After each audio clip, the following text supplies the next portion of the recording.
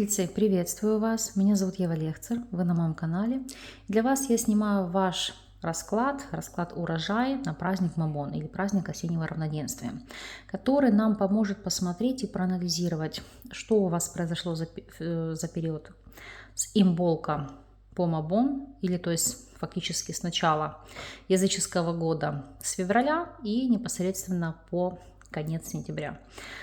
И к чему нужно готовиться, на что настроиться, какие кармические задачи поставит перед вами судьба на последующий период, на последующие полгода.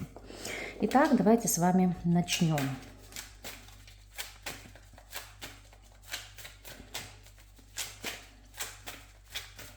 Итак, откуда вы черпаете силы?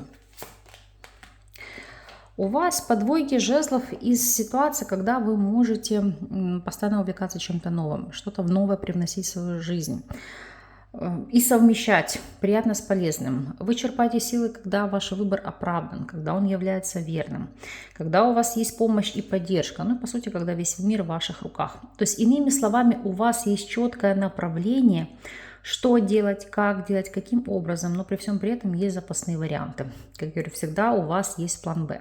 То есть для вас это, знаете, как отступление назад или просто запасной вариант – это жизненная необходимость, потому что вы всегда думаете о зоне комфорта, о своей безопасности близких, о своей, в первую очередь, финансовой свободе, потому что вам это дает, знаете, как неограниченные возможности. То есть в этом, в первую очередь, источник ваших жизненных сил, ну, по крайней мере, в рамках этого полугодия, которое прошло. Каковы были ваши слабые стороны в течение этих 6 месяцев? Ну, по шестерке жезлов. В чем-то это, может быть, было ощущение того, что вы можете все, или что вы всегда будете на плаву, или что вы всегда будете востребованы. Шестерка жезлов у нас зачастую это карта гордыни, потому что это карта победителя. Это аркан у кого-то нарциссизма. В первую очередь, знаете, как что вы неуязвимы, а по факту это оказывается не так. Несмотря на ваши ресурсы, на все то, что вы достигли за долгие годы, за эти полгода у вас могло поменяться в жизни абсолютно все. И помимо всего прочего, шестерка жезлов здесь как слабая сторона, это то, что вы были не готовы к переезду, к перемещению и к адаптации, допустим, на новом месте проживания, то есть либо перехода, допустим, со старой работы на новую. Шестерка жезлов – это всегда движение, то есть это, знаете, перемены, которые вы не планировали. В чем ваши сильные стороны? Вы мои рабочие лошадки. Ваш трудоголизм, ваша трудоспособность, пахать, несмотря ни на что, добиваться результата, несмотря ни на что, прикладывать максимум усилий, но это чисто тельцовское качество. И не только в рамках этого полугодия, а вообще в целом. Поэтому вам этого не отнимать. Вы действительно, как вол, пусть медленно, но верно идете до конца и достигаете поставленных целей и результатов. А сейчас мы с вами посмотрим и проанализируем, за что вы должны быть благодарны прошедшему полугодию с имболка по Мамон. За что? Сейчас меня там закидаете помидорами, но я скажу как есть. Пятерка мечей для большинства, я не могу сказать для всех, и даже тех, кого это не коснулось напрямую, но во многом большинство представители знака зодиака Телец должны быть благодарны миру, социуму за войну. Сейчас объясню почему. Потому что для вас это, знаете, очень болезненная ситуация, которая открывает кто друг, кто враг, а кто просто так, позволяет вам понять и осознать, что для вас действительно в жизни является важным. Пересмотр ваших ценностей, умение через боль принимать какие-то решения. Потому что пятерка мечей, хоть и карта первой победы, вот видите, у вас здесь разочарование, что получилось не так, как вы хотели. Но вы не знаете, к чему приведет эта ситуация. Сейчас объясню. То есть вы, может, к чему-то стремились и думаете, боже, я там так старался, так вкладывался, строил карьеру, и теперь, допустим, эта война разрушила все, и я остался не у дела. По факту, на самом деле, это фаза кризиса, фаза роста, которая вас заставит Не сидеть попой на месте, а двигаться вперед, расти личностно, духовно, ментально, профессионально, то есть как хотите. То есть уметь адаптироваться даже в самой сложной ситуации. То есть это ключевое, за что вы должны быть благодарны. И это полугодие непосредственно вам это показало. Даже если вас боевые действия не касались напрямую, и вы проживали непосредственно в других вообще странах, в других регионах, в других континентах, то это понимание, как все в жизни хрупко, как все в жизни мимолетно.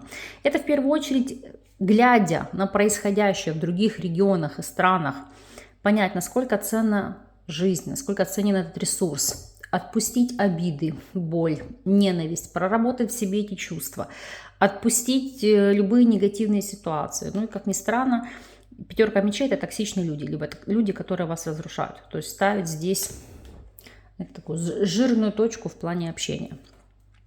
Хорошо. Над чем вам придется еще работать? Над чем вам нужно будет работать?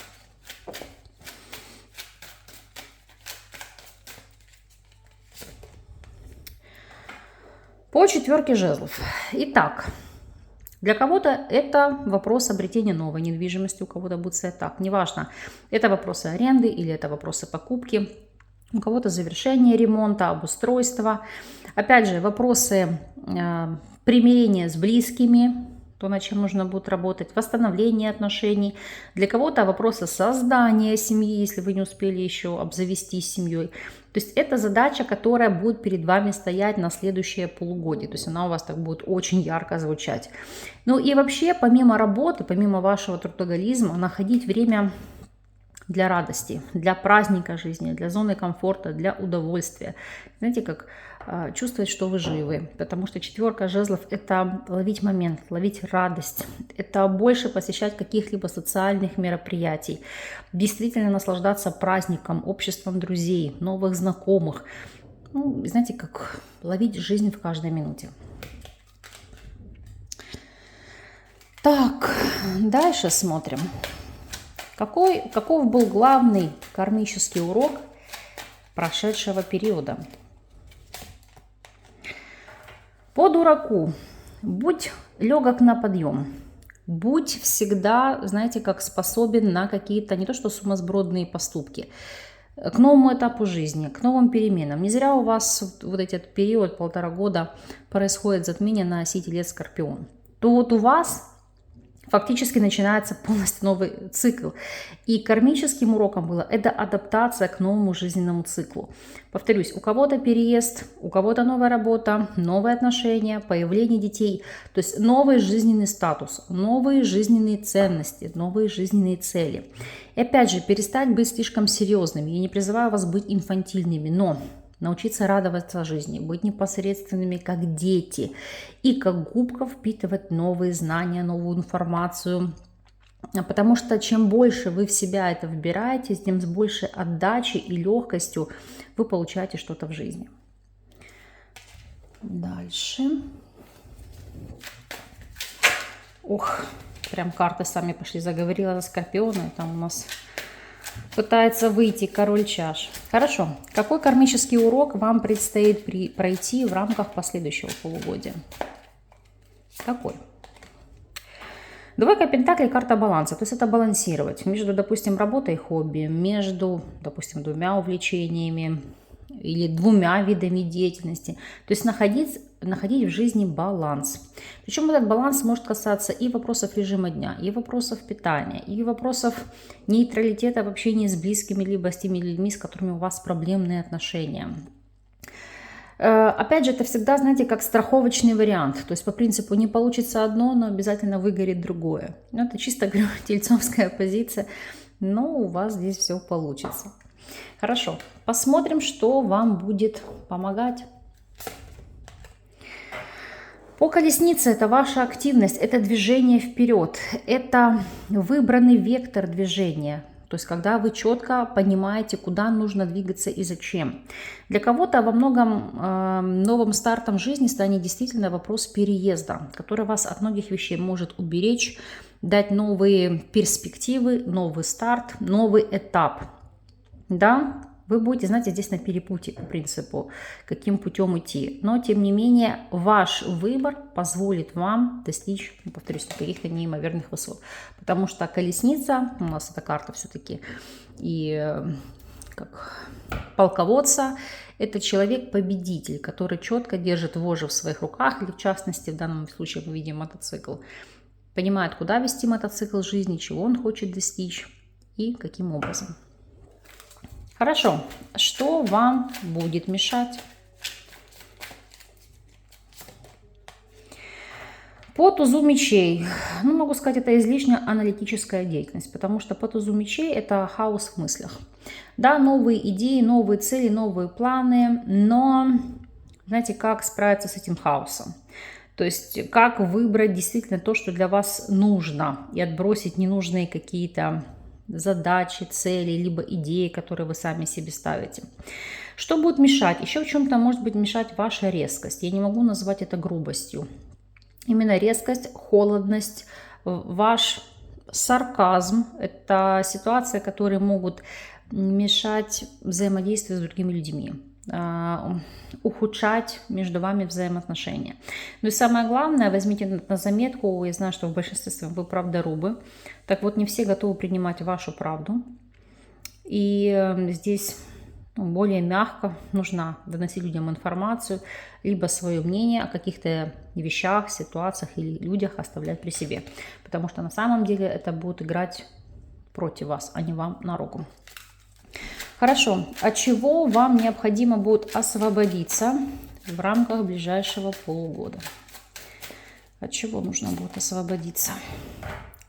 По пятерке жезлов от вопросов себя сравнения, от попытки с кем-то постоянно конкурировать, искать в себе какие-то изъяны, недочеты, постоянно какая-то борьба. Во-первых, избавиться от внутренней борьбы, когда вас разъедают какие-то сомнения, гложет чувство вины, совести, вы себя за что-то постоянно корите, что там с тем не так говорили, тому не так сделали, тому помогли или не так помогли. Отпустите это. Если это, повторюсь, вопросы конкуренции, которые вы сами себе озвучиваете, ставите, конкуренция в профессиональной среде, либо конкуренция в личной среде, не нужно себя ни с кем сопоставлять и сравнивать, вы уникальны.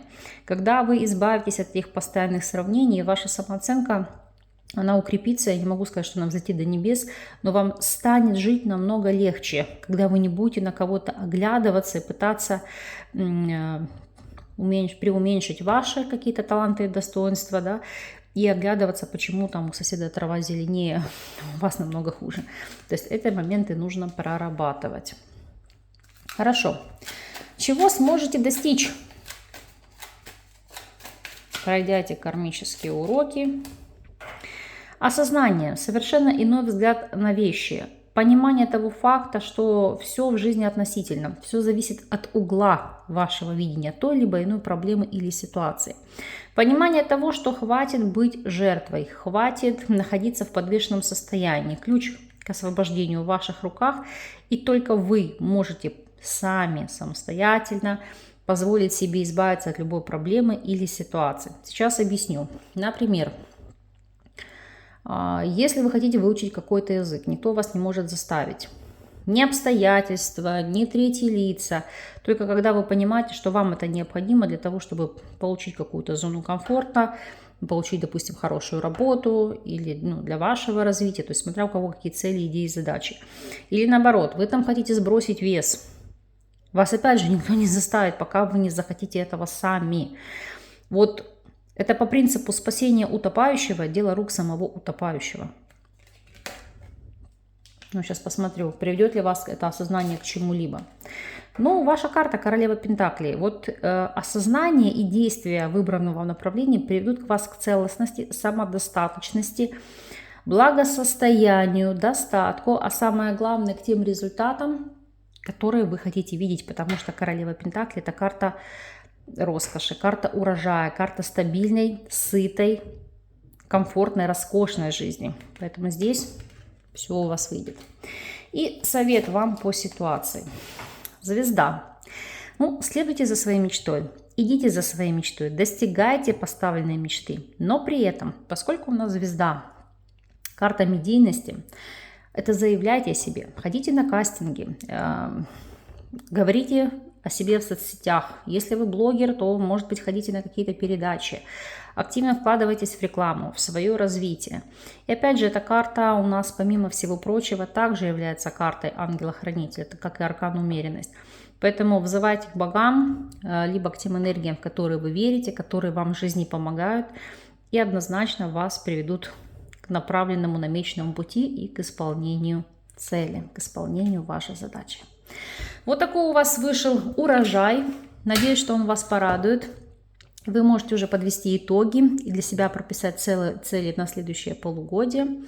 Я же вас искренне благодарю за просмотр. С вами не прощаюсь и до новых встреч.